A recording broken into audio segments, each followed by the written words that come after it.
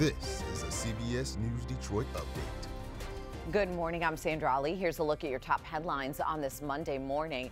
Check your fridge for your carrots. The CDC investigating an outbreak which has killed at least one person and made dozens of others sick. This was in 18 different states. Investigators traced the organic carrots back to Grimway Farms, which is in California. They were sold at a number of stores, including Trader Joe's in our area. Later this morning, families of those impacted by the Oxford High School shooting are speaking out ahead of the 3-year mark. Family members are asking lawmakers in Michigan to mandate and pay for an independent investigation leading up to the events of that day. And they want recommendations on how to try to prevent other school shootings. 4 students were killed: Hannah St. Juliana, Tate Meir, Justin Schilling, and Madison Baldwin. 7 others were hurt. Former Michigan State University president and pioneer Clifton Wharton Jr. has died. He was elected university president back in 1970, becoming the first African-American president of a major public research university. In 1982, the MSU Board of Trustees voted to name the school's Art Center after him and his wife. He worked as Deputy Secretary of State under former President Bill Clinton. Wharton was 98 years old. Today, leaders in Macomb County are announcing a new bill aimed at reducing car theft. It's now a crime to possess, use, or intend to use a computer to try to program a key code for car thefts. That bill, police say, will help them in limiting the number of stolen vehicles. I've got all kinds of notes, man. This thing turned into something that's unbelievable. Here's the biggest thing, though. Offensively, man, we set a team record. We set a team record, 645 yards after kneel downs, 645 yards on offense, all right, and 38 first downs. Those are team records, gentlemen. Give those guys a hand, huh?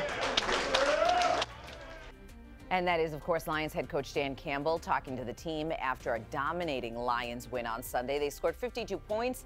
David Montgomery and Amon-Ra St. Brown each scoring a pair of touchdowns. The Lions are now 9-1 on the season. Now let's go ahead and check in with next weather meteorologist Troy Bridges to get a look at that Monday forecast. Troy, good morning. Good morning, Sandra. Today we are going to be fairly mild. We'll see a mix of clouds and sun and a high today of 57 degrees. Temperature staying mild for your evening plans and dry for the most part until late tonight. And then we'll start to see rain chances on and off for the next several days. There's next weather futurecast by 4 p.m. Most of us dry through the afternoon, but we see some rain just to our west trying to build in around 4, really pushing in later tonight around 9, 10 o'clock. And then tomorrow morning, we'll be tracking rain right on top of us. All of southeast Michigan dealing with rain.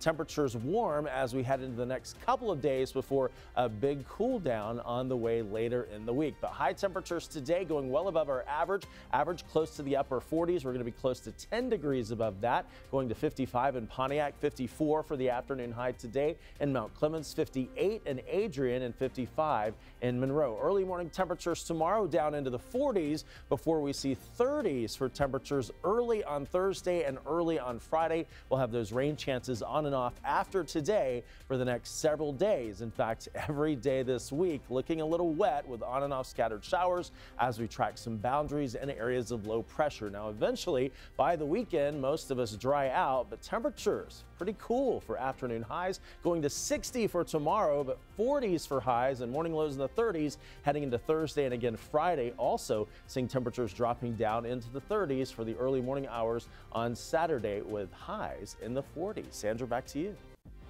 Troy, thank you. That's a look at your headlines. We'll be back later today covering stories that matter to you on air and streaming on the CBS News app and Pluto TV. Have a great day.